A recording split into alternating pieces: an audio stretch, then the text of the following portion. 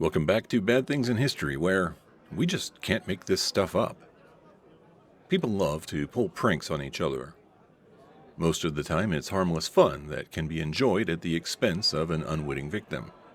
In the modern world, one of the ways to fool people is by making prank phone calls. Usually, these are brief yet annoying events, but sometimes they can cause serious trauma and even death. Today, we are going to tell you the story of several prank calls that went too far. History of prank calls. The telephone was invented in 1875 by Alexander Graham Bell.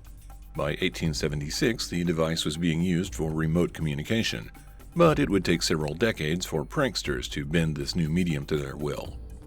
At first, telephones were sold in pairs. They would be connected directly to each other. As more and more phones were sold, it became obvious that all phones needed to be connected to each other. In May 1877, Edwin T. Holmes tried to solve this problem by installing a telephone switchboard. Operators would sit at the switchboard and manually connect calls as requested by customers.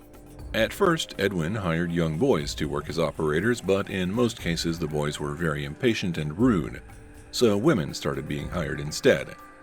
As switchboards spread around the world, women continued to operate them. Usually, the operator would have a switchboard in her home and would work from there each day.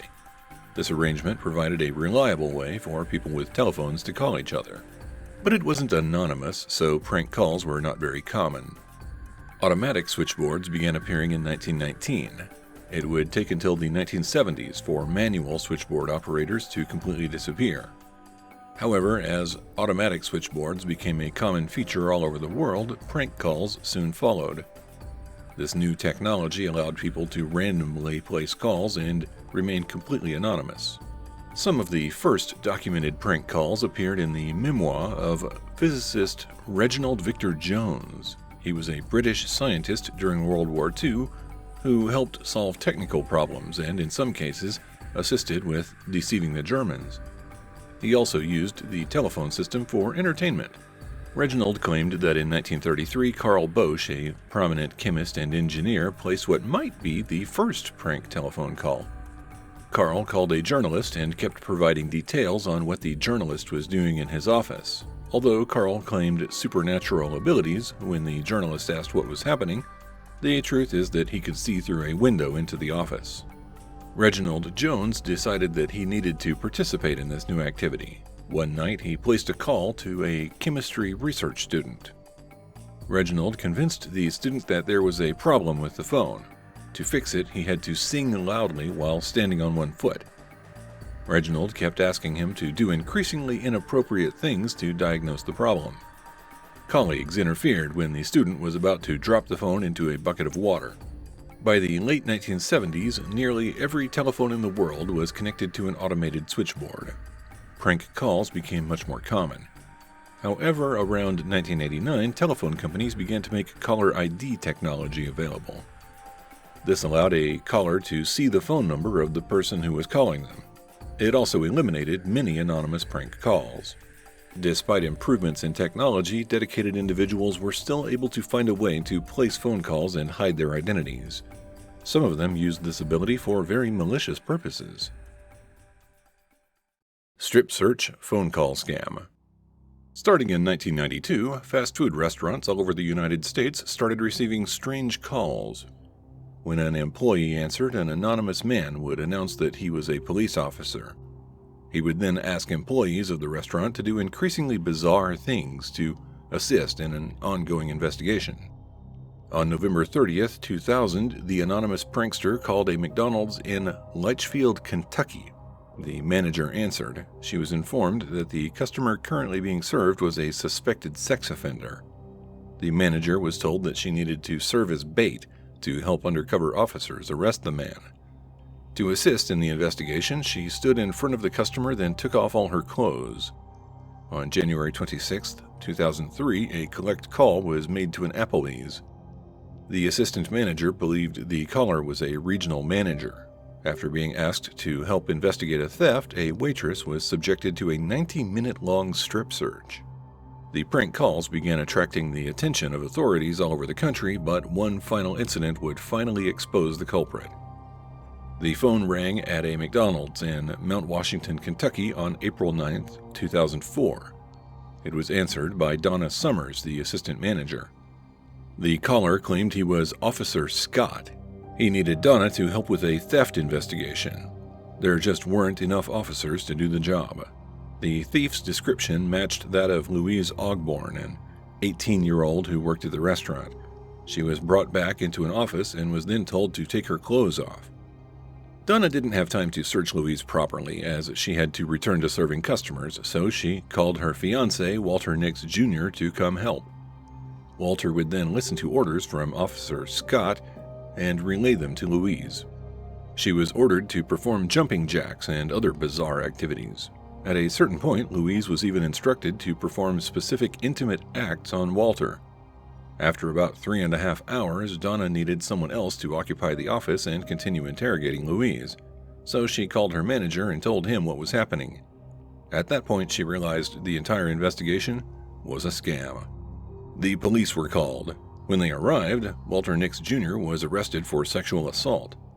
Surveillance footage from a Walmart in Panama City, Florida, led authorities to David R. Stewart.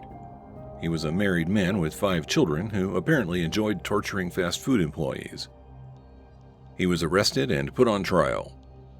Due to lack of evidence, he was acquitted by a jury on October 31, 2006. Donna lost her job for violating corporate policies. She also called off her engagement with Walter. She eventually sued McDonald's and was awarded a small settlement. The reason why is because apparently McDonald's knew about previous scam calls and didn't bother informing employees. Louise Ogborn suffered from post-traumatic stress disorder after the event. She sued McDonald's and eventually settled for $1.1 million. Shamed to death. Most prank calls don't result in sexual assault, but they have served as a popular way to entertain the masses. Both radio shows and television programs have used them to attract viewers and generate laughs. Sometimes, humorous intentions have deadly consequences. The Hot 30 Countdown was a radio show that started broadcasting in Australia in 1996. It was hosted by Mel Greig and Mike Christian.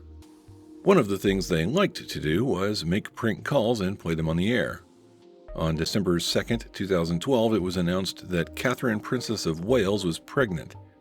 On the morning of December 4th, the hosts of Hot 30 Countdown called the hospital where the princess was staying. The call was answered by a nurse named Jacinta Saldana. She was a 46-year-old woman who was originally from India. She moved to England with her 2 children in 2002. When Jacinta picked up the phone and said hello, Mel Greig started speaking. She used a high-pitched voice and claimed that she was Queen Elizabeth II. Pretending to be the Queen, she asked to speak to the Princess of Wales. Jacinta transferred the call to another nurse who spoke to the radio hosts for about 2 minutes. The prank call was played on the air on December 5th. After public outrage, the radio station apologized on December 6th, but the damage was already done. On the morning of December 7th, 2012, Jacinta was found in the nurses' quarters. She had committed suicide during the night. She left 3 handwritten notes behind before completing the act. One of the notes blamed Mel Greig and Mike Christian for causing her death. Another blamed the hospital for not handling the situation properly. And the final letter expressed Jacinta's wishes for her funeral arrangements. The Hot 30 Countdown was taken off the air permanently after news of the suicide became public.